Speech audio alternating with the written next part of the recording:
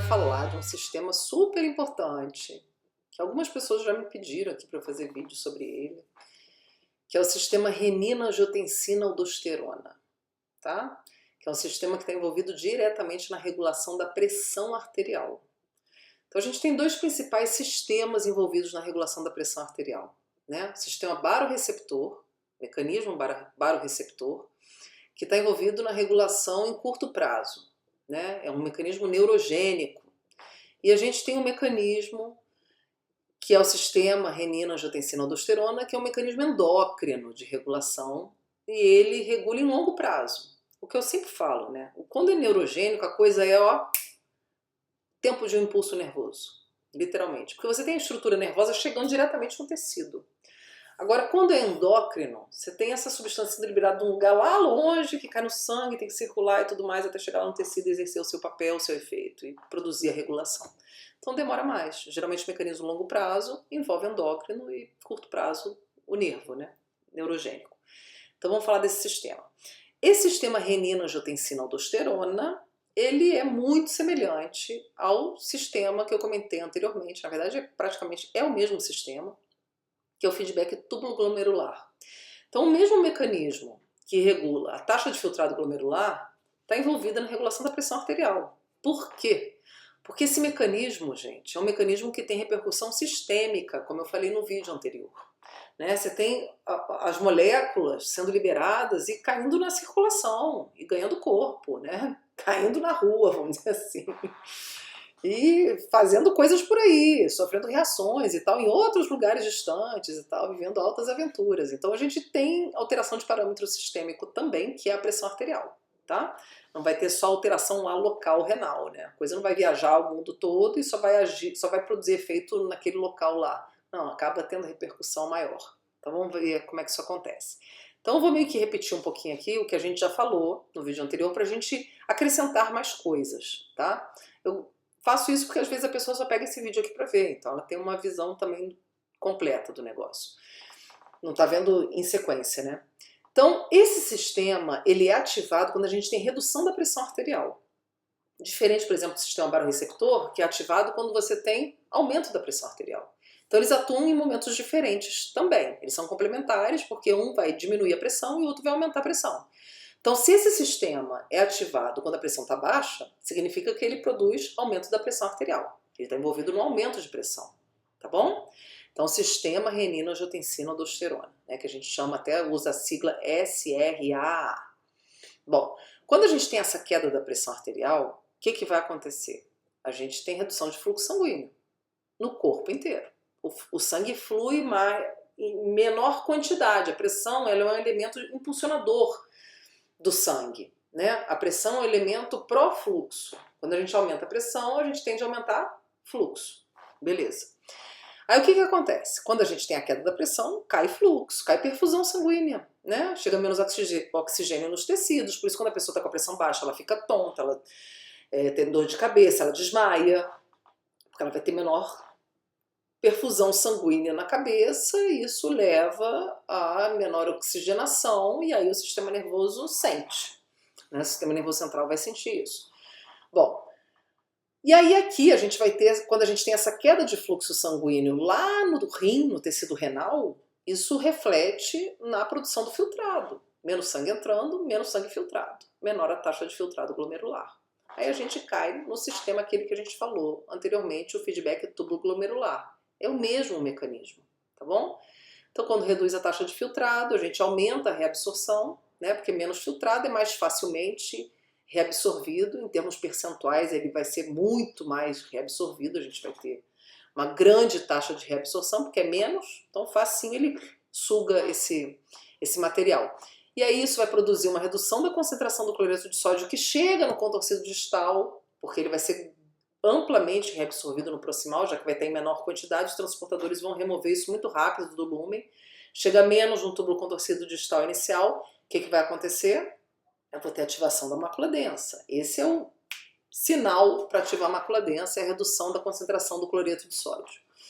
Ok, lembrando que o túbulo contorcido distal, onde esse cloreto de sódio é reabsorvido, a gente tem um cotransportador para ele. Então, quando esse cotransportador trabalha menos, essa mácula densa, por que está acontecendo? Cloreto de sódio está baixo, por que será? Está baixo porque tá entrando menos sangue lá na ponta, hein? Então está filtrando menos, por isso está chegando menos aqui, né? Então isso pode ser um indicativo de queda de pressão arterial. A pressão arterial faz isso. Só a queda da pressão faz isso, gente? Não. Se eu tiver uma obstrução, por exemplo, uma artéria renal, né? Tiver um ateroma de artéria renal, eu vou ter isso acontecendo, vou ter diminuição do fluxo e tudo mais, e esse sistema vai ser ativado, tá? Tudo para tentar corrigir a taxa do filtrado, mas acaba tendo um impacto sistêmico. Então agora a gente viu a correção da taxa de filtrado. Agora o que a gente tem que fazer? É ampliar o olhar, botar num olhar sistêmico, olhar do corpo todo. Porque a taxa do filtrado é lá no néfron, no glomero, é no micro, no universozinho do rim. Então, ok, vamos lá. Então, mácula densa ativada, lembra? Libera prostaglandina. Então, isso lá no rim. Quais são os efeitos que a mácula densa provoca lá no rim, lá no néfron propriamente? Vai aumentar a taxa de filtrado glomerular, porque altera lá o calibre da arteríola aferente, isso aumenta o fluxo sanguíneo e tal, aumenta a taxa. Beleza, corrige. Só que a gente tem a mácula densa também, quando ela é ativada, ela também vai acordar a amiga dela lá, né? As amigas, as células justaglomerulares. Aí, galera, tá acontecendo uma coisa ruim aqui, hein? Tá chegando menos filtrado, então deve estar tendo problema com o fluxo sanguíneo. Me ajuda a corrigir isso aí. Células justaglomerulares liberam renina, né? Elas têm essa renina estocada. A renina cai no sangue, ganha o mundo, então secreção endócrina, e vai converter angiotensinogênio, que mora lá no fígado. Então quando ela chegar lá no fígado, ela encontra esse substrato e transforma o angiotensinogênio, que muita gente fala em angiotensinogênio hepático, é meio até redundante. É um peptídeo que está lá, ele é produzido no fígado, tem síntese hepática e fica por lá. Quando a renina passa lá, transforma o angiotensinogênio em angiotensina 1. Angiotensina 1 não faz nada, precisa ser convertida em angiotensina 2, tá? Ou seja, não fazer nada significa que ela não tem efeito biológico. A angiotensina 2, sim, tem efeito, tem receptor, e tem receptor principalmente aonde? Na parede das artérias, do sistema arterial, né? A gente viu que ela vai ser, essa conversão de 1 para 2 acontece graças à ação da nossa amiga aqui, que converte todo mundo não, só a angiotensina 1 e a angiotensina 2, que é a ECA, né? Enzima conversora da angiotensina, ok? Bom, a ECA fica principalmente na parede endotelial, né, na membrana das células endoteliais, e existe uma grande concentração dessa enzima lá nos capilares alveolares. Então, quando a angiotensina 1 passa por lápis, ela é transformada em angiotensina 2. Só tem lá no alvéolo, no capilar alveolar, no tecido pulmonar? Não, tem em outros locais também, mas lá é o principal, lá onde a gente tem mais. A angiotensina 2 a gente viu, faz vasoconstrição da eferente, que contribui com o aumento da taxa de filtrado glomerular. Deixei isso aí mais assim, meio transparente, para não chamar atenção mesmo, tá? Vamos prestar atenção em outras coisas.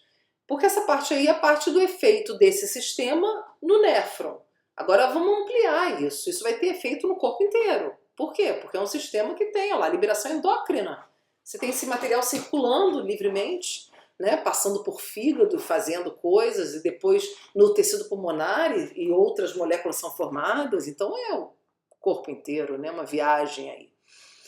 Então o que vai acontecer, gente? A angiotensina 2, ela também vai fazer esse efeito vasoconstritor em outras artérias do corpo, tá? É um potente vasoconstritor. Ela tem receptor chamado AT2 na túnica média de todas as artérias. Olha que coisa, né? Menos da arteríola aferente, isso que é interessante. Lá não tem, porque senão não faria sentido, ia melar essa história aqui, né? Então a gente vai ter nas outras, só essa que não. Aí o que vai acontecer? Ó? A gente vai ter essa vasoconstrição arterial sistêmica, produzindo aumento de resistência vascular sistêmico, e quando aumenta a resistência vascular, aumenta a pressão arterial. Uma vez que, olha lá, lembrando, deixei a formulazinha aqui, pressão arterial é determinada pelo débito cardíaco e pela resistência vascular, ok? Então, quando esses aumentam, aumenta a pressão. Aqui a gente está mexendo com esse parâmetro vascular aqui, a DC, débito cardíaco, relacionado ao coração. Vamos continuar aqui, não terminou ainda não. A angiotensina 2, além de fazer vasoconstrição arterial sistêmica, também vai ter ação no córtex da suprarrenal. Ela estimula o córtex da suprarrenal a fazer o quê? Presta atenção aqui, olha só. Olha o nome do sistema, renina, beleza, renina já apareceu. Angiotensina, tá aqui também. Agora só falta essa aqui, ó. Falta a aldosterona, chegou a vez dela. Então a suprarrenal estimulada libera aldosterona. Finalmente completamos o nome do mecanismo, ó, do sistema. Que lindo. Olha lá, o que a aldosterona faz? Já falamos algumas vezes sobre isso. Ela atua lá no rim, túbulo contorcido distal final e ducto coletor cortical. E aumenta a retenção de sódio através da estimulação, estimula a célula a sintetizar e expressar mais bomba sódio-potássio. Isso aumenta o gradiente de difusão do sódio do túbulo para a célula. A gente viu isso. Então aumenta a reabsorção do sódio, aumenta a secreção do potássio e tal. Beleza. E aí se aumenta a reabsorção do sódio, o que vai acontecer, gente? Isso vai contribuir com o aumento da pressão? Vai, lógico que vai. Se aumenta a reabsorção do sódio, aumenta a osmolaridade plasmática, mais sódio no sangue, esse sangue fica mais osmótico. O que significa isso? Puxa mais água. Da onde? Dos tecidos, da onde tiver, dos outros dois compartimentos, interstício ou intracelular. Mobiliza a água para o compartimento vascular. Se eu aumento então a osmolaridade, eu aumento essa volemia, né? Puxando água, aumenta o volume de sangue. Aumentou a volemia, o que vai acontecer? Aumenta o retorno venoso, né? Aumentou o retorno venoso, eu vou aumentar a força de contração, vou produzir o quê? Inotropismo positivo no coração. Isso vai aumentar a fração de ejeção, né? Tá ok? Mecanismo de Frank-Starling, ó. Aumenta a fração de ejeção. Aumentou a fração de ejeção, aumenta o débito cardíaco. Olha que lindo, lembra? O débito cardíaco vai ser determinado pela frequência cardíaca e pela fração de ejeção, né? Então aumentou a fração de ejeção, aumenta o débito cardíaco. Aumentou o débito, olha para a formulazinha, aumenta a PA. Tá bom, gente? É só tudo isso. Olha esse esquemão enorme, né? E daria para ser maior ainda, porque tem mais coisa implicada aí, sabe? Tem ADH, essa ECA mexe com bradicinina, enfim. Mas vamos ficar no basicão aqui, que já ajuda muito. Então tá, gente. Então era isso que eu tinha para falar sobre o sistema renina-angiotensina-aldosterona. Eu espero que vocês tenham entendido. Qualquer dúvida, pode mandar a pergunta que eu respondo. E é isso. A gente se vê no próximo vídeo. Eu vou falar de antidepressivo, não perca. Tem tudo a ver com isso aqui. Mexe com esse mecanismo. Então até mais.